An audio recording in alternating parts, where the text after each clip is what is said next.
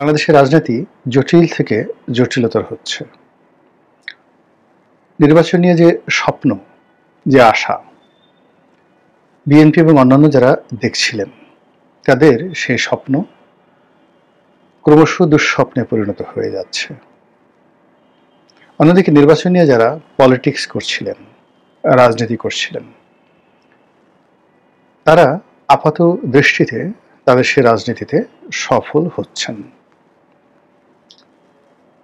BNP যে expect করেছিল, আশা করেছিল যে তাদের কথা মতোই 2025 সনের ডিসেম্বরের মাসে নির্বাচন হবে, এবং তাদের যে আত্মবিশ্বাস ছিল এটি ছিল একেবারে আকাশচুম্বী।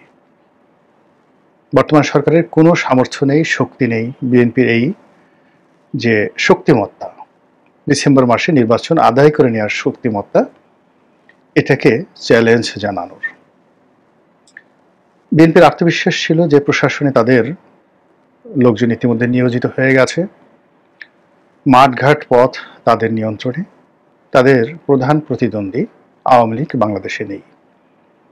তো কাজেই তারা যদি চায় আদালতের রায় তাদের মতো হবে, তারা যদি চায় তবে দক্ষিণ সিটি কর্পোরেশনের মেয়র এশরাক হবে, তারা যদি চায় ডক্টর মোহাম্মদ ইউনূস ক্ষমতায় থাকবে না, তাই হবে।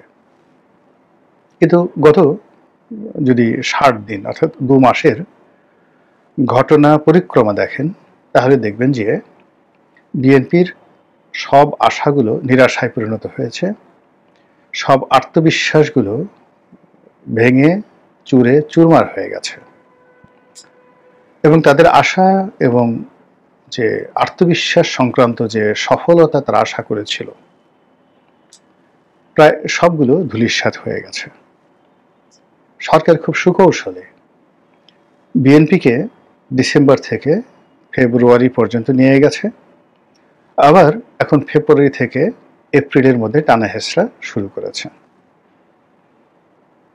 বিএনপির যে জনতার মেয়র বলে খ্যাত এশরাক, তো ইঞ্জিনিয়ার এশরাককে প্রথমে সেই যমুনার সামনে থেকে ডক্টর মোহাম্মদ ইউনূসের পলিটিক্স শাহবাগ পর্যন্ত ঠেলে দিয়েছে, শাহবাগ থেকে নগর ভবন, আর সেই নগর ভবন থেকে তাকে এখন তার বাড়িতে ফেরত পাঠানো হয়েছে।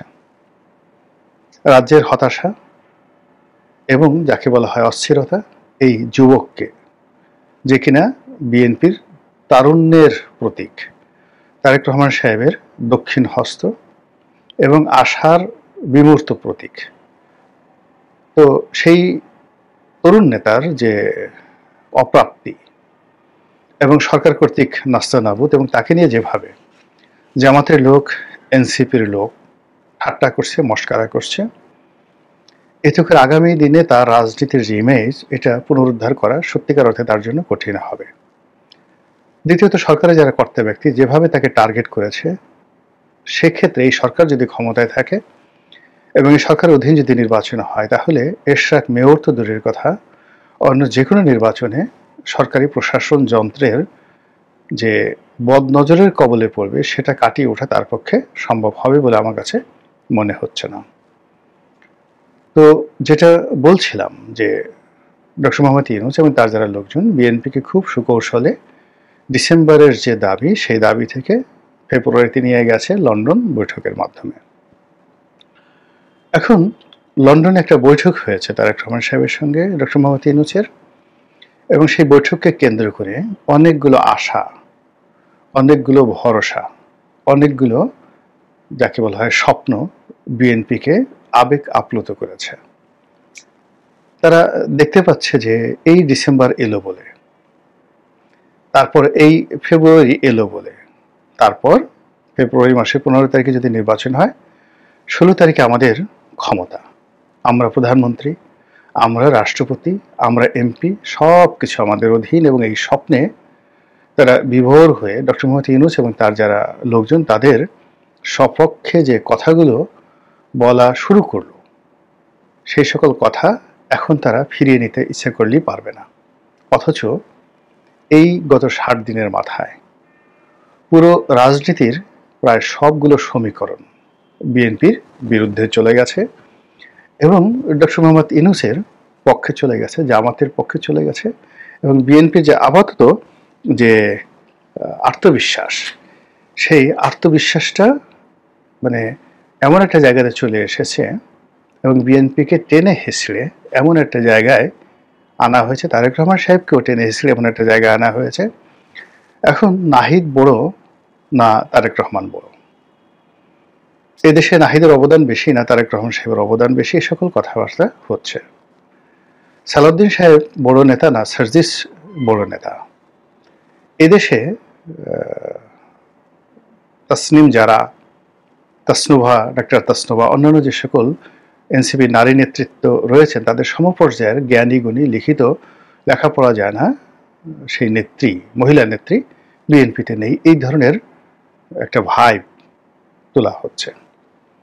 আর হাসনাত আবদুল্লাহ তাকে অনেকটা গ্র্যান্ড লিডার, যদি ধরেন সিরাজুল আলম খান মুক্তিযুদ্ধের পরে, আসাম আব্দুর রব, কিংবা ধরুন তোফায়েল আহমেদ, এদের পর্যায়ে তাকে এনলাইটেন অ্যান্ড হাইলাইট করা হচ্ছে। এবং আশ্চর্য ব্যাপার হলো যে পত্র পত্রিকাগুলো, টেলিভিশন টকশোগুলো ঠিক এই ন্যারেটিভগুলো, মানে বিএনপি ভার্সেস এনসিপি। তো একটা সময় বিএনপি ভার্সেস আওয়ামী লীগ কল্পনা করা হতো, এখন আওয়ামী লীগকে বাদ দিয়ে বিএনপিকে জামাত নয়, তারপরে শেষে হেফাজত নয়, কিংবা জাতীয় পার্টি নয়, তাদেরকে তুলনা করা হচ্ছে সরাসরি এনসিপির সঙ্গে। বোঝার চেষ্টা করুন। 2 নম্বর হলো যে বিএনপিকে নিয়ে বা বিএনপি রাজনীতি নিয়ে এনসিপির যে কোনো একটা নেতা, সেটা নাসিরউদ্দিন পাটোয়ারী সাহেব হন কিংবা হাসনাত আবদুল্লাহ হন, সার্জিস হন, ওটা যখনই তারা কোনো বক্তব্য দেন বিএনপিকে নিয়ে, ওটা পত্রপত্রিকাগুলো, মিডিয়াগুলো এতটা হাইলাইট করে যে হাইলাইটটা আসলে মির্জা ফখরুল সাহেব বা সালাউদ্দিন সাহেবের বক্তব্য এইভাবে হাইলাইট করা হয় না। অথচ পত্রপত্রিকাগুলো জুলাই আগস্ট বিপ্লবের পর বা গণমাধ্যমগুলো বলতে গেলে বিএনপির দখলে, মালিকানা এবং নিয়ন্ত্রণ। এখানে এনসিপির কোনো মালিকানা নেই, ডক্টর মোহাম্মদ ইউনূসের কোনো মালিকানা নেই কোনো গণমাধ্যমে। কিন্তু গণমাধ্যম বারবার বিএনপি ভার্সেস এনসিপির মধ্যে যে সমতা আনার চেষ্টা করছে, সেখানে ক্রমশ এনসিপি গুরুত্ব পাচ্ছে প্রচার এবং প্রপাগান্ডায়, আর বিএনপি ক্রমশ পিছিয়ে চলে যাচ্ছে। এবং এর ফলে সাম্প্রতিক সময়ে যে কথাগুলো আসছে, সেটি বিএনপির যে দন্যতা, বিএনপির যে অসহায়ত্ব, এটা ক্রমশ স্পষ্ট হয়ে যাচ্ছে। 2টো উদাহরণ দিই। প্রথম উদাহরণ হলো যে এনসিপি নিবন্ধনের জন্য তাদের নির্বাচনী প্রতীক হিসেবে শাপলাকে চেয়েছে। শাপলা আমাদের জাতীয় ফুল। আমাদের 2টো যাকে বলা হয় এখানে শাপলা সংক্রান্ত বিষয় রয়েছে। একটা হলো শাপলা জাতীয় ফুল, আর অন্যটা হলো আমাদের একটা রাষ্ট্রীয় প্রতীক রয়েছে। শাপলা, তারপরে ধানের শীষ দিয়ে ওই যে টাকার পিছনে বা প্রধানমন্ত্রী মনোগ্রামে এই জিনিসগুলো থাকে, শাপলা সহ মানে ধানের শীষের যে প্রতীক এটা থাকে, এটা হলো রাষ্ট্রীয় প্রতীক। আর শাপলা যেটা যে ফুল, এটা আমাদের জাতীয় ফুল, যেমন রয়্যাল বেঙ্গল টাইগার। এখন রয়্যাল বেঙ্গল টাইগার আমাদের জাতীয় পশু, ইলিশ আমাদের জাতীয় মাছ। তো সেই থেকে যদি আপনি ধরেন যে জাতীয় কোনো প্রতীককে বা জাতীয় কোনো প্রাণী, ফুল, ফল, কাঁঠাল, এগুলোকে আপনি কোনো নির্বাচনে প্রতীক করতে পারবেন না, তাহলে এই ঘটনাটা ঠিক নয়। কারণ হলো ইলিশ মাছ প্রতীক আছে, তারপরে শেষে কাঁঠালও প্রতীক আছে, মোরগ প্রতীক আছে নির্বাচনে। তো সেক্ষেত্রে শাপলা কেন প্রতীক হবে না, অ্যাজ এ সিঙ্গেল শাপলা ফুল? তো তারা শাপলা চেয়েছে এবং নির্বাচন কমিশন থেকে বলা হয়েছে শাপলা দেয়া হবে না। এখন শাপলাকে যদি বলা হয় জাতীয় প্রতীক, তাহলে তো জাতীয় প্রতীক ইলিশ মাছ, সেটা কি করে নির্বাচনের প্রতীক হয়? তো সেটা না বলে বলা হচ্ছে যে এটা রাষ্ট্রীয় প্রতীক। ভালো কথা। তো রাষ্ট্রীয় প্রতীক তো শাপলা একক নয়, এখানে একটা আর্ট করা হয়েছে, একটা শাপলাকে মধ্যে রেখে 2 পাশে 2টো ধানের শীষ দেয়া হয়েছে। এখন যারা এনসিপির নেতা, বিশেষ করে সার্জিস আলম সাহেব, তিনি বলেছেন যে ঠিক আছে, যদি রাষ্ট্রীয় প্রতীক শাপলা আছে, তার সঙ্গে ধানের শীষও আছে, তো শাপলাকে যদি নির্বাচনী প্রতীক দেওয়া না হয় তাহলে তো ধানের শীষও থাকবে না, ধানের শীষও বাদ হয়ে যাবে। এখন এই কথার তো যুক্তি আছে, নিদারুণ যুক্তি আছে। এই কথা শুনে বিএনপির যারা লোকজন ভীষণ রকম বিক্ষুব্ধ। যে কথা শেখ হাসিনা বলেননি, যে কথা হুসাইন মোহাম্মদ এরশাদ সাহেব বলেননি, সেই রকম একটা জায়গাতে এনসিপির নেতারা টান দিয়েছেন, বিএনপির একেবারে কলিজার মধ্যে টান দিয়েছেন। খুব রাগ হয়ে যাচ্ছেন বিএনপির যারা লোকজন, এবং সেই তাদের যে রাগগুলো যদি পত্রপত্রিকা সংবাদ মাধ্যমে 1% প্রদর্শিত হয়, সেক্ষেত্রে সার্জিস সাহেব যে বক্তব্য দিয়েছেন সেটা একেবারে 99% গুরুত্ব দিয়ে প্রচারিত হচ্ছে।